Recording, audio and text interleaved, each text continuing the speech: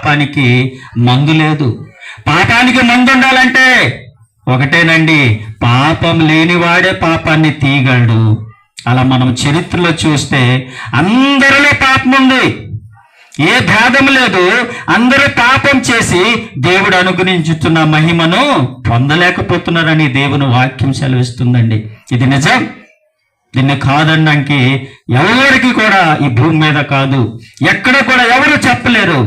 ఏమండి, అయితే యేసుక్రీస్తు ప్రభు ఆ మహిమ లోకానికి, ఆ పరలోకానికి ఏమండి పాపం చేసిన ప్రతి ఒక్కరిని తీసుకు వెళ్ళడానికి ఈ భూమి మీదకి ఆయన నరుడుగా వచ్చి ఏమండి మనుషులు చేసిన పాపం అంతటికి ఆయన ఏం చేశాడంటే బలియాగం చేశాడండి. ఆయన పరిశుద్ధమైన రక్తాన్ని చిందించాడు. యేసు రక్తము ప్రతి పాపం నుండి మనల్ని ఏం చేస్తుందంటే పవిత్రులుగా చేస్తుంది. ఏమండి, యేసు రక్తము ప్రతి పాపం నుండి మనల్ని విడిపిస్తుంది. ఏమండి, గనుక మనం ఆలోచన చేయాలి. ఏమండి, పాపాన్ని జయించేవాడు లేడు, మరణాన్ని జయించేవాడు ఎవడూ లేడు, ఏ నరుడు లేడు.